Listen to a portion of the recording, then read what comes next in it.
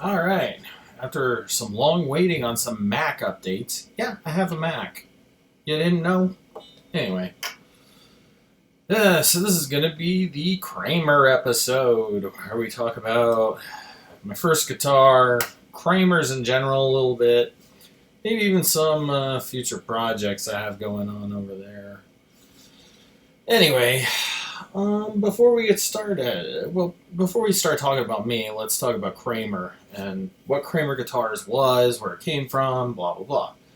So Kramer Guitars was started in around 1975-76 with Dennis Berardi and Gary Kramer, who's the namesake. Their original guitars were aluminum necked guitars with hippie sandwich body style work, meaning those alembic Warwick type bodies that have multiple. Well, actually, I don't even think Warwick did this, but alembic style. It's got rosewood, walnut, rosewood, maple, rosewood. They did that. They had aluminum necks. I think they got some help from Travis Bean on that design, who was well known for making through body aluminum neck guitars. Kramers were just bolt-ons.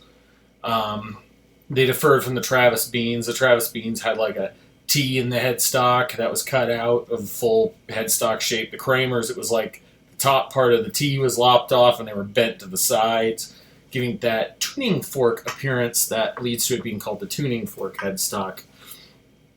Kramer didn't get into super-strats such as this until quite some time later. They didn't have a lot of early success, I think, with those aluminum neck guitars. There were a few artists who used them. I know for a fact Paul Reynolds from A Flock of Seagulls used one.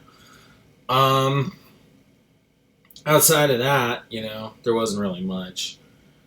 So it probably was about 81, 82, 83. Kramer decided to start making these super-strat style guitars, which were starting to get popular at the time because of Charvel mainly and Eddie Van Halen. So they started designing a couple different guitars. I think it was mainly the Pacer series was the first one, which is technically what this is kind of a model of. Anyway, one of the things they tried to do was court Edward Van Halen, as we all know. Edward Van Halen, they already had a guitar designed for him. It was the Pacer, which had two humbuckers. It had one volume, one tone, three-way switch. I don't even think it had a coil tap for the humbuckers. And they gave Ed one, and they had this tremolo for it called the Rockinger tremolo, which the vibrato unit that they were trying to sell, they were going to sell it as the Edward Van Halen tremolo, which didn't work out. Surprise, surprise. But Ed knew a guy named Floyd Rose from Redmond, Washington, who came up with this. The famous Floyd Rose locking tremolo. And he was the reason they got in touch with Kramer. Short bit on Floyd Rose, started around the same time as Kramer, started making his own. He was a jewelry maker at first, so he started using his jewelry making skills to build these locking vibrato units, the first of which went to Edward Van Halen. The second one they made for somebody other than himself went to, I think, Neil Schon of Journey, and the third one went to Brad Gillis of Night Ranger. So, those were the three ones. And anyway, Kramer, by about 83, 84, Edward Van Halen was in full tilt with Kramer, and Kramer kind of became the de facto 80s guitar, of course, because Ed was the hottest guitarist of the 80s, besides Randy Rhoads. So you had, between those two, everybody knew him, even if they didn't play guitar. So, they brought these guitars in, and, the kids wanted them. They wanted a Kramer of their own. Like any good company, I guess I should move forward a little bit before we started on the student models. Just to give you an idea how big Kramer was. They had just about every major rock guitarist, rhythm or lead, in the 80s playing their instruments at some point or another. You had Edward Van Halen, of course. Gene Simmons from Kiss was already doing Axe basses before Eddie. I think Eddie Weeda of Twisted Sister might have had a model. I know for a fact Howard Leese of Heart played Kramer's for a while. I think Nancy Wilson might have had one or two too. I recall seeing one at the Mopop in Seattle. Um, other endorsers. Oh man, Richie Sambora of Bon Jovi with the Jersey Star. That was probably one of the big other huge ones. And Mick Mars of Motley Crue. He played a Telecaster style model with a Floyd Rose. Then you had, of course, Paul Dean from Loverboy. He had his own version. That's who we went to after Hondo. So they made basically a version of this, but it had a Floyd Rose, no pick guard, two single coils, and a slanted Seymour Duncan JB at the bridge. One volume, one tone, and 3 individual toggle switches, and it was neck through, all mahogany. But it was the same body shape. Yeah, I mean, oh yeah, Vivian Campbell and the Night Swan. I mean, the Kramer players galore. If you checked it out, George Lynch of Dokken played one for a while, and then he shopped an endorsement deal with Kramer and got stuck in an empty warehouse eating cold pizza, which is an appropriate time to start talking about these. Now, roll back from that, about 4 or 5 years. Kramer built a relationship with, ESP. The same ESP that does George Lynch, Metallica, and built these guitars. Although this one is completely custom. So in 1983, to placate a market of kids who wanted a guitar like Edward Van Halen's, or, I guess at that point just Edward Van Halen for the moment, they decided to market a Japanese-made line based off the American line. The first 3 on the American line were the Kramer Beretta, which was a single humbucker, no pickguard, single volume knob, Floyd Rose. The closest thing you could get to Edward Van Halen's 5150 or 1984 guitars without actually having him build one for you. The next one over was the Kramer Pacer, of course, which I mentioned. No pickguard, 2 humbuckers, 1 volume, 1 tone, 3-way switch, Floyd Rose, yada yada. Same necks on all of these, by the way. And then the next one over was the Kramer Pacer Deluxe, which is what this was originally based on. Same body shape as the first 2, but with a pick guard, sort of a textured plastic. Not the same hair cell plastic of the Paul Dean over here, but it was a different kind of textured plastic. Yeah, I think they had Seymour Duncan pickups in the American ones. It was like 2 vintage flats and like a PAF or a JB or something in the back.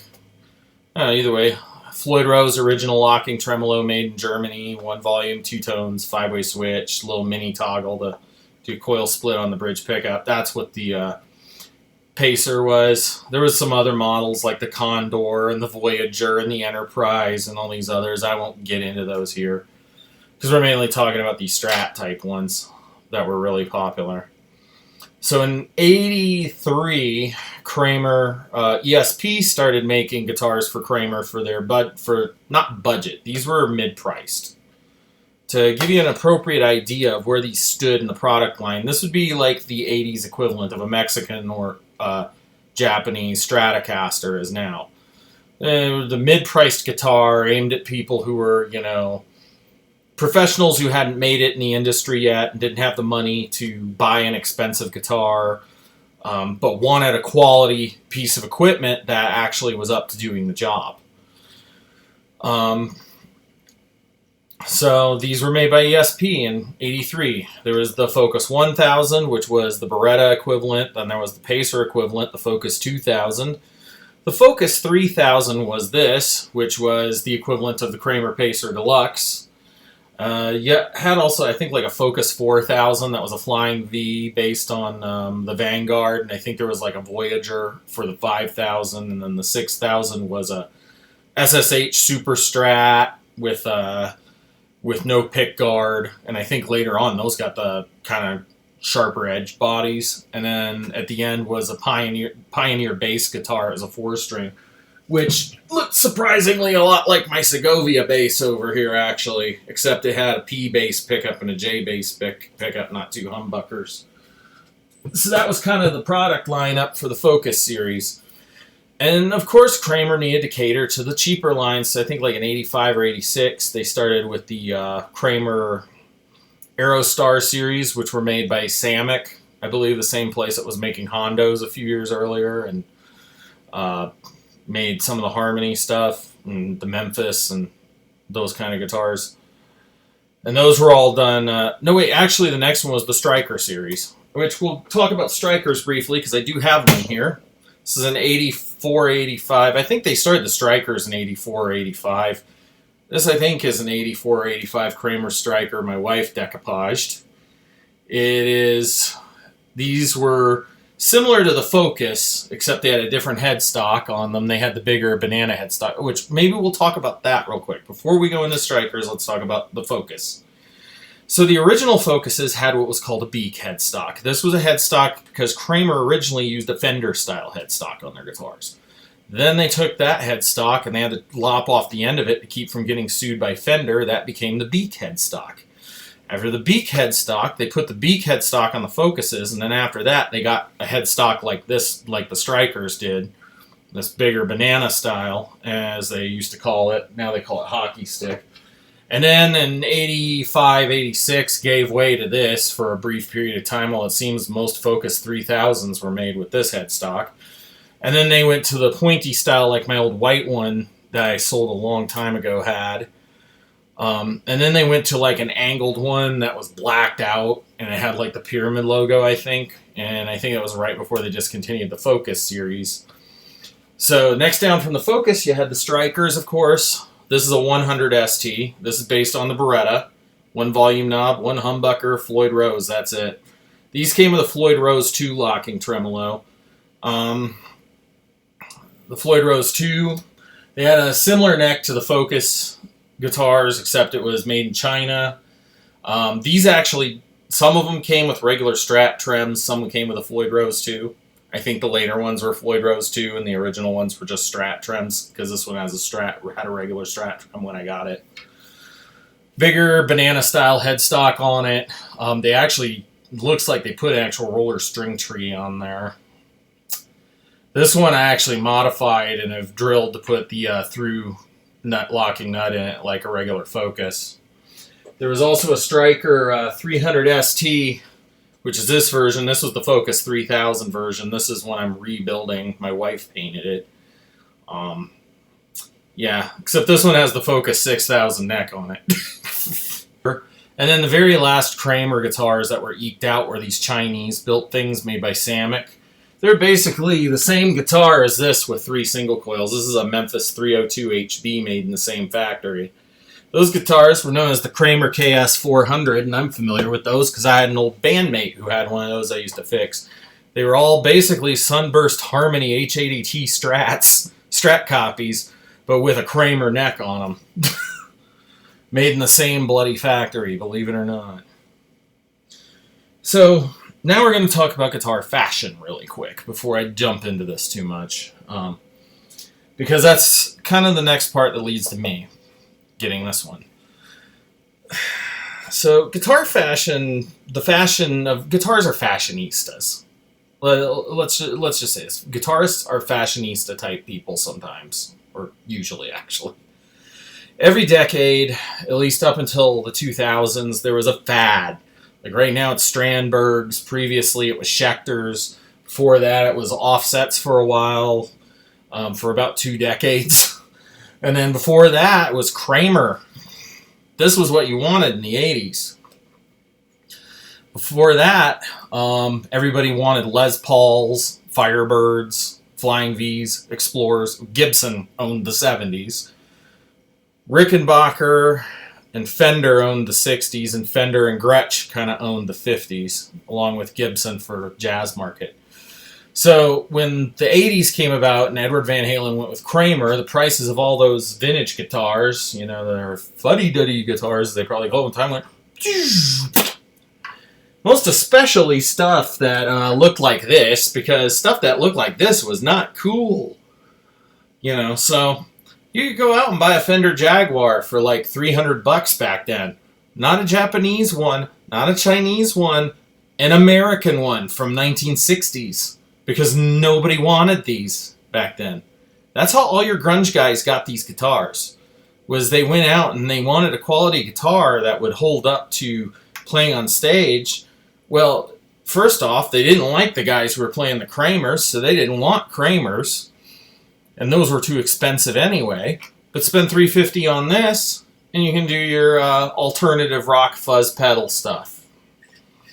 So back then, the thing that you did with the Kramer is you ran it through about 6 Marshall stacks on your back line with a Bradshaw controller board with a literal data center rack mount worth of effects, and all running into probably a tiny 1x12 combo behind the back line of Marshalls, probably a Mesa, and then you played like that.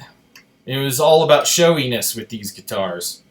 Then the 90s came, and Nirvana happened. Actually, before Nirvana, Les Pauls were the first ones to kind of put a knife into Kramer, was, Slash, with the Les Pauls and all that, with Guns N' Roses. And then you started to see more bands kind of like Kicks that were rocking vintage guitars, but they were still like the typical ones that kind of held up during the Kramer period, like Tellys, Strats, Les Pauls, SGs, Flying Vs, Explorers, that kind of thing.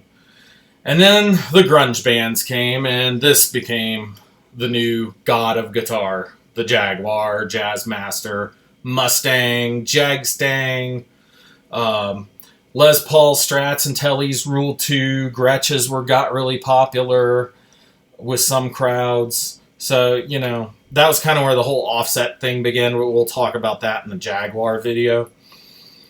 So what happened to Kramers?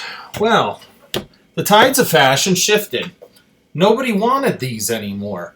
Not the cheap ones, not the expensive ones. Nobody wanted them. They're like, what do I want with this 80s butt rock guitar? Because the 90s guys, the bowl cut 90s guys, since everybody flings around fucking hair insults when it comes to a decade, were mad at all the poodle-haired hair farmers because they were the antithesis of what they were about. So these were not sexy in the 90s. This was like as ugly as you could get, because that's how the tide shifted in the 90s. Nobody wanted Kramers. These were passé. These were hair metal guitars for Republican poodle-haired shredders. That's what they were for.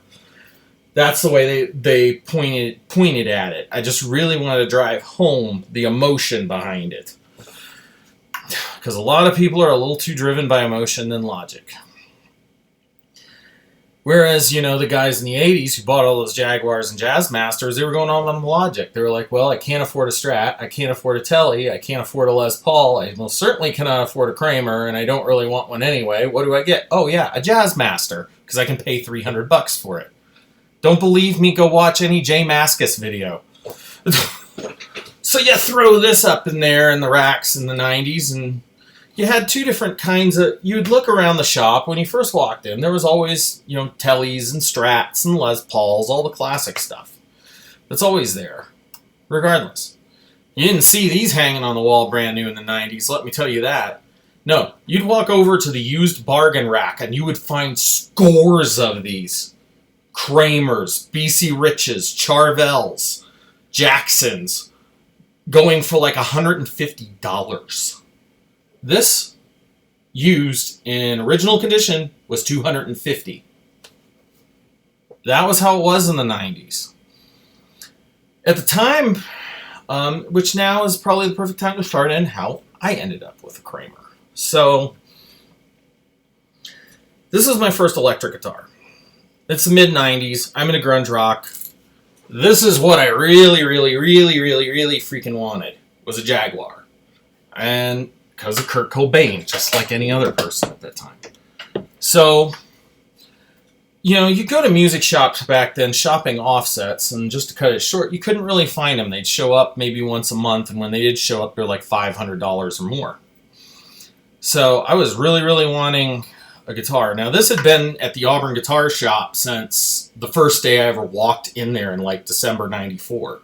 I remember seeing this sitting on the rack like that in its original condition, Then 3 months later, it had a broken high E string and was sitting in back with the broken string hanging off of it. Then it came back out front with new strings on it, and I played it a little more. Right around the summertime, a Jazzmaster and Photo Flame came in, and I almost got that, and it left 5 minutes before we actually were able to purchase it. So that was the time where I gave up. And I did some more reading around that time on Nirvana, and it was like, there was that famous article from '92 with Kurt Cobain talking about why the Mustang is his favorite guitar. He says, I love the Mustang. He says, I buy Mustangs because I can afford them. The key, see that? That was a key line. I like Mustangs because I can afford them. They're quality left-handed guitars. And that article in '92 was already, I think, 1 or 2 years out of date already. So it was probably before the price hike on Mustangs happened. Because back then, you could buy a vintage Mustang for $500. I mean, I played one that was $500, and I really wanted it, but it wasn't at the store. I wanted a patron. So anyway, this hung around. I had the shop telling me, it's got your name written all over it, dude. So I'm like, okay. So there was kind of this little thing, I won't go into it too much, but basically it was getting towards Christmas, and, I was talking about this guitar a little bit one day, and I said, well, you really, really want that one. And then this turned up on Christmas Day. And it did not turn up like this. Now we'll talk specs. The original Focus 3000s were an alder body, rock maple neck, rosewood fretboard, 22 jumbo frets, textured pickguard, 2 Shaler flat vintage Strat, 6.4K ohm single coils, a 12.4K ohm, probably Alnico V or ceramic humbucker in the bridge. All this is Shaler. The tuning machine heads are actual Shaler machine heads, just like the American Kramers. Genuine German Floyd Rose. This is the original bridge. Back, he reunited with it after years with a Kahler on it. And, yeah. So I got this one. It had been rebuilt by the shop tech. Apparently it had been played by a local Auburn area musician and ridden hard and put away wet a lot. It's got some fret work done and some other things done. And this thing was a real basket case when I first got it. I would constantly break strings at the bridge, break strings at the nut. This bridge actually is just about as tarnished as it was when I first got it. I must be a lot nicer to my bridges than whoever previously owned this was, because it doesn't break strings anymore. And this has 8s on it. I went through about, countless amounts of strings trying to get this thing to not break strings. I would play for weeks like Ricky Wilson with like 4 strings on this thing. The strings got expensive. I put every kind of string you could put on there. I had Dean Markley's, DR's, Diodarios, Ernie Ball, Fender. I used every brand there could be, and all of them would break. And they kept upping the string gauges, and then I followed the stupidity of Kurt Cobain. He claimed to use 13-gauge piano wire, so I went out and started making my own custom 14 sets from the singles packs. Yeah, there's something you don't see anymore. Being able to buy individual strings at a guitar shop. You can't even make your own custom sets anymore from singles. I tried it recently for my bass 6, and it's like, we don't really have that. Of course, every place I go pretty much has a guitar center, but I even went to 1 or 2 mom and pops, and they didn't have that anymore. Back then, I'd go in there, 14, I thought, I'll one-up Kurt, because I read also Stevie Ray Vaughan was using 13s. I said, okay, I'll up those guys, since they keep saying thicker strings means better tone, and Dick Dale said something about 14s. 14, 16, 24, 34, 44, 56, or 60 for the low E. On a Floyd Rose-equipped guitar. Can you imagine what disaster was about to happen? Yeah, I essentially ripped this bridge out, and that's another part I want to talk about with Focus 3000s that you want to be aware of if you plan to buy one. Now, this is routed and recessed, but on almost every Focus 3000 I've ever seen that had heavy whammy use, this little pivot screw here starts to push forward and collapse into the bridge pickup cavity, even if it was used with light strings. So you can imagine I accelerated the process by putting heavy strings on there. Now, as you can see now, there's a little gray bit in there. That gray bit is a piece of aluminum that actually holds these posts up and adds extra support. This one under here, this one's supported too, but I actually did a clever trick with the Dremel routing underneath the wood, so it was disguised. And obviously I'm not the only one with that. Odyssey Guitars recently was building some guitars for a person whose signature models I tend to favor. And they actually did this to one of them with a brass block, so, you know, definitely a legit thing. So the mods didn't come until later. I played it like this. 97 was when I started modding my guitars. That's one of the reasons I still have this. Every experiment I did, everything that I learned, I started doing on this guitar. What happened was I kept bringing this back to the shop tech. And poor old Curtis would see this thing gracing his door like every year, at least 2 or 3 times a year. I mean, the first time it was to file the tuners because the strings kept breaking, file the bridge because the strings kept breaking, wiring infractions on another one, then on another one and then on another one I had a stripped Floyd Rose stuff on it. So he handed me a Stu Mac guitar catalog. I knew about Stu Mac before I even had the internet. So I went there and I didn't know the concept of F-spaced and get G-spaced yet. I didn't understand that Gibson and Fender had different string spacing. So it was like, I'll put a chrome humbucker on that, chrome cover on that bridge humbucker. It'll look pretty cool. So I bought one and it wouldn't line up with the poles, and to make it even worse, since it's an overwound humbucker, I basically shredded one of the coils putting it on. So I had to replace the bridge pickups. Then I got an even neater, rare pickup, a Shaler Floyd Rose sustainer, meant for the Kramer sustainer models in the neck. This thing was 16K. 16K ohms and insanely overpowered. And then I had one of my single coils die because I was playing outside in the heat all the time, noodling around, sweating in the pick guard and everything, and it messed up the coils. So then I went ahead and put the other pickup in the neck, kind of made it look like Edward Van Halen's Frankenstrat for a while. Then I took it apart, put it in my closet, and this was like, I think like the fall of 97. And then no, it was actually the summer of 97. In the fall of 97, I pulled it back out, and that's when it started this. I made my own pick guard. This is a Stu Mac pick guard I made in fall of 97, just sitting on my back door stairs with a electric jigsaw, nothing to hold this still, and a pair of scissors. And I literally cut this out after tracing the chopped up bits of the original.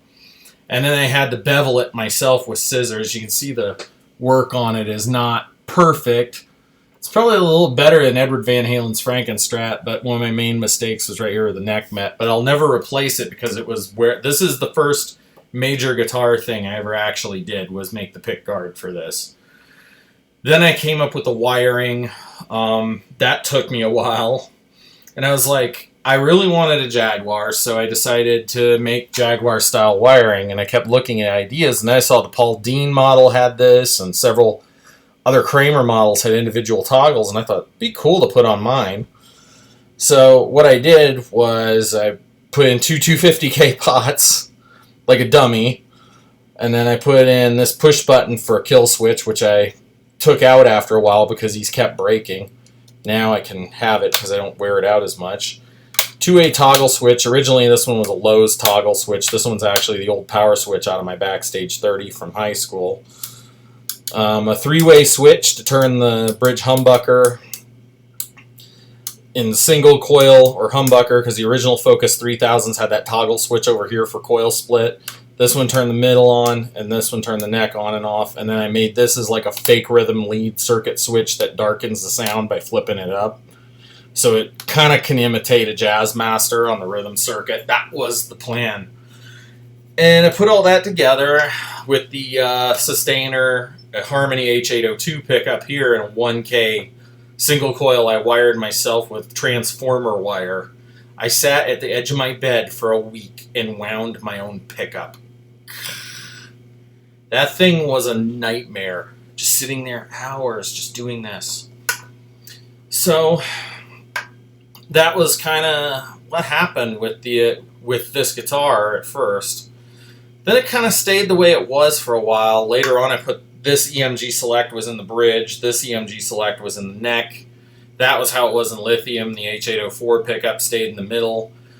By then I'd taken this button out, so it was just an open, gaping hole. For a while, I had the tone control removed because the 250K pots were too dark. The one problem with the EMG Select over the years that I got really tired of was the basic fact that it's only 8.4K, so it's not very powerful. And so this guitar always kind of sounded a little too woofy, muffy, and anemic to me after a while, and that's kind of why I stopped using it.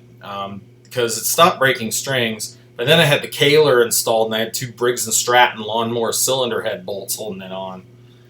And this entire back area here was just covered up. So yeah, and then in 2004, after lithium split, I put a humbucker in the neck, so I had a second EMG Select, and that went there, and that's kind of how you saw it on YouTube all those years. And by then it was kind of semi-retired because I'd replaced it with this one as my main, so, you know, my Jag Stang became my main guitar and still is to this day. We'll talk about that one in another video. Anyway, so that's kind of where it went. 2010s, occasionally I'd bring this out to local gigs, play it once in a while, do a few things. In 2014, off of another bandmate, I bought this Floyd wrote this EVHD Tuna that was missing its stuff. That was after I reunited it with its original Floyd. It's only got 2 springs in the back now. It's strung up with Ernie Ball 8s. I'm not replacing them in this video. Maybe we'll replace them in another video where I do talk about Floyd Rose. This one now, I'm starting to play it more again because, as you'll see later on, I replaced this bridge pickup. Now what's in here now is a Duncan Performer detonator. What is this pickup? This is the most powerful pickup this guitar has ever had installed in the bridge. It is a 17.1 K ohm ceramic humbucker. This is the budget version of the Seymour Duncan Invader. And it is mean. And I replaced the pots with 500Ks now, so it sounds really good. It's actually really versatile. Fixed the treble on this, as you'll see. Before all this, the original 17, the wiring I did when I was 17 was in here. There's still some of that left. But, you know, the way I see it, sometimes sentimentality bucks. Sometimes sentimentality really bucks stuff. Really bucks the, sometimes, oh, fuck. I'm going to edit this out. 1, 2, 3. Yeah, making YouTubes is fun, ain't it? Sometimes improvement bucks sentimentality. I mean, I could have kept this thing the way it was forever. Or I could have improved it, and that's what I did. Now I'm playing this one more. Sometimes it's all it takes, just one little improvement. Some other things we might do in another video also is I've got an idea for this. So I know I'm a complete nutter for putting a D-tuna on a floating Floyd, but I mean, come on. Think about who you're watching here. This is the guy that does dive bombs on Fender Jaguar tremolo. So, of course, the Floyd Rose guitar I have would end up getting a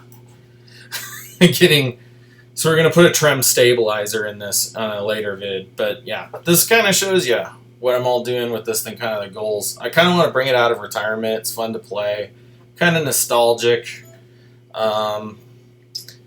You know, a little bit because I've been so used to this one, spent so many hours behind this one, learning songs. I mean, just about everything I learned from the Cars, Nirvana, Loverboy, went through this guitar pretty much until I got my second one, which I don't have anymore. Anyway, let's get on with some of the tech video stuff. So what else is on the bench this month? Well, brought my old high school #1 out. the 1985 Kramer Focus 3000. Why do I say it's an 85? Well, the Focus series was introduced in 84 by Kramer. They were built by ESP, yeah, the same company that makes guitars for George Lynch. And the early ones had the beak style headstock, you know, the one that was basically a Fender headstock with that bit there lopped off. Then they went to a large banana headstock, I think, by late 84. So it started actually in 83. I think it was 83 or 84. It started with a beak, then they had the larger banana headstock, then they went to this smaller one for a little while. I think around 85, maybe into 86. I'm guessing 5 based upon my serial number. And then 86, they went to the pointy beak, which was like my old white one from my early YouTube videos, which I have long ago sold to a co-worker of mine. So this one is my first electric guitar that I ever owned. It was bought from the Auburn Guitar Shop in November 1995.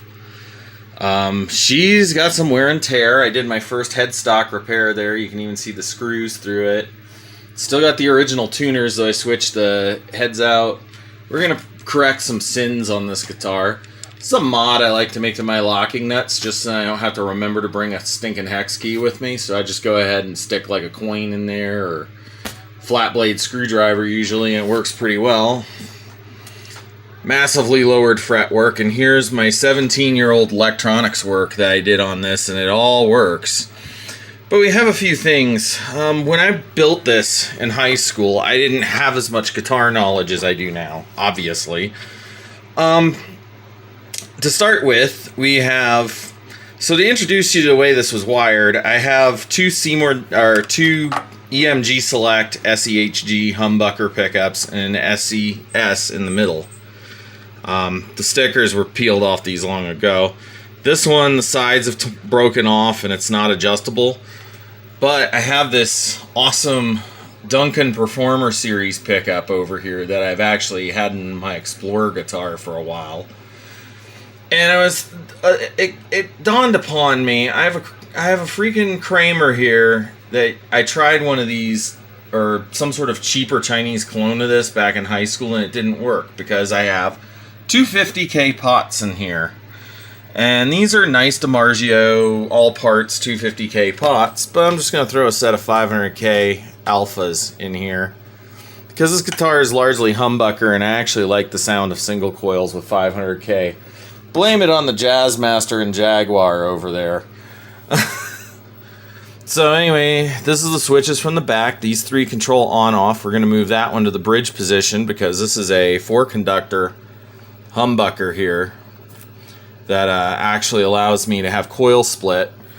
The neck and bridge switches were set up in a way where I had coil split, so I could have humbucker all the way back, off in the middle, and single coil up towards the neck. And the middle one here just turns the middle position single coil on and off. Many guitarists over many years have used different methods to try and get all the different pickup combinations out of a Strat. Now, while I could probably buy a nice pickguard for this is a bit sentimental, as this was the first pickguard I ever made. I sat on the back porch of my childhood home with a sheet of Stuart McDonald 3-ply black plastic pickguard material, and I just cut it all out. I traced the original pickguard, which was all chopped up in pieces, so I had to jigsaw puzzle it back together. Cut it out, beveled it with a scissors, and put all the screw holes in some different spots. And then I did this like interesting thing with these little guys over here, because I didn't want to spend the money on guitar screws, and I could go to the dollar store and buy these for $1.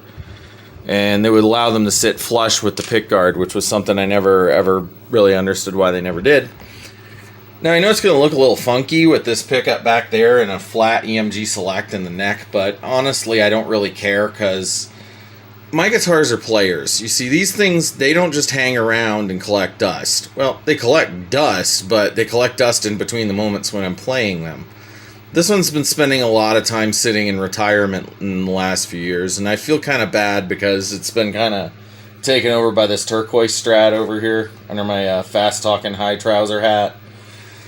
And yeah, a few other peculiarities to the Kramer. This is a PV Backstage 30 switch, wired up as a strangle switch, which is like the third switch on a Jaguar. We have the tone control pot over here, which is 250K. I'm going to just switch that out entirely. I'm saving these pots. If they don't scratch or crackle, I always just keep them and swap them out.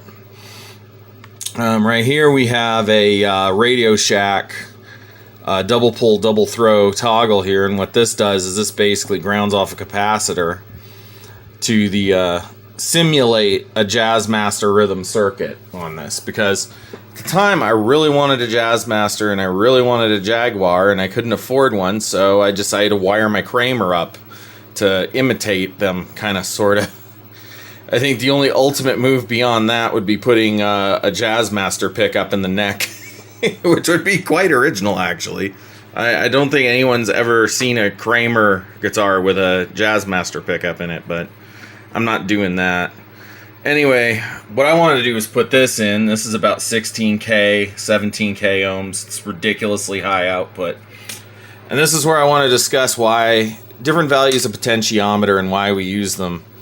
250K, so the lower the value of a potentiometer with passive pickups, which bottoms out at around 250K and tops out at 1 meg, is the lower the value, the more warm it's going to sound because of the capacitance. Basically, these pots roll off more highs than this does wide open, because there is a leak of a certain frequency going off the ground. That's like the simplified version of it. I used 250Ks because that's all I could get at the time. This was before I had internet. This was before I had Mauser Electronics or Stuart. I had to order from Stuart McDonald, and I was like, not even sure what value I was supposed to use yet, so I used 250Ks. So we're going to put some 500s in here and see how much that improves this. Because honestly, I like my old Kramer, even though it's a basket case and crazy and all that. It has a lot of sentimentality, and it's actually a pretty good playing guitar still. So I use it quite a bit. We're going to make some other corrections too, maybe even revert some other sins if we find any. Anyway, that's what I'm going to do. So here it is, all put together. My 20-year update to the Franken Kramer. There we have. Now we have an EMG Select SES, or SEHG in the neck, SES in the middle, and a Duncan Design activator in the bridge. All three of these pickups go into these three switches here. If I go ahead and set the switch back, puts it in humbucker. If I put the switch forward, single coil. Same thing for this one, except the series link is sent off to this if it's in the upright position. So then this one does the same thing with this that does with this. Back when I first wired this guitar when I was 17 years old, I didn't really know very well how to wire humbuckers, and we didn't have all kinds of handy code diagrams and stuff on the internet back then. Actually, I didn't even have internet. I had to do this entirely by reading books. While this does look like a snake's nest, there's actually logic to it. So these wires all pass a signal from the pickup switches over to this strangle switch here, which is like the third switch on a Fender Jaguar. And basically what it does is it cuts the lows out, except this one does it to a much bigger extreme than the Jaguar does. And I kind of like it. And this switch actually was cannibalized out of a PV Backstage 30. It's actually a power switch. And then this leads right over here into my kill switch, which then the output from the kill switch right under all this goes to this switch that grounds off this big old capacitor. And this big old capacitor basically allows me to kind of emulate the dark rhythm circuit stuff or have a really good fuzz tone. I changed the value of my treble bypass cap as well on the pot to be one more like what they would use in a modern electric guitar, say a Stratocaster you buy from the store or something. I did this because it wasn't doing too well with the last set, so I also did the same thing with an industry standard type pot on here. No need to bridge these. My shielding here is so thick and so well done that there's totally zero resistance at all between either of these. So it's got a nice ground plane going on. The only electric tape I had to use was here, and that was because the series link, or not the series link, but the ground had to be covered up because it also has a, God, what's the term? Bare metal wire going around it, and I had to twist those up, and I just wanted to protect it from hitting the switch at all. Even though I don't really play out live currently, I do play out live, and I do want this thing to be able to go out live, and I don't have to worry about, it getting stupid. Over here, we're going to tin and clean some brand new leads off the output jack and from the ground wire. This ground wire is actually the power wire from the original soldering iron I used to actually wire this thing with. I replaced it with that sometime when I was in lithium, I think. Yeah, you can see I got the cavities fully shielded. We are going to probably drill 2 holes here to allow a relief for this humbucker right here, because if I recall, that was a problem when I first put this together. So that'll be the next few things I'm going to be doing, is putting relief holes. Wiring all this really was amazing how much I still remembered. I mean, holy crap, going in here was like a time capsule. The old pots, admittedly, when I went back and listened to them, they were a little scratchy, so I was like, yeah, I guess we'll replace these. I like to keep these old bad pots, though, for things like creating pedals and stuff.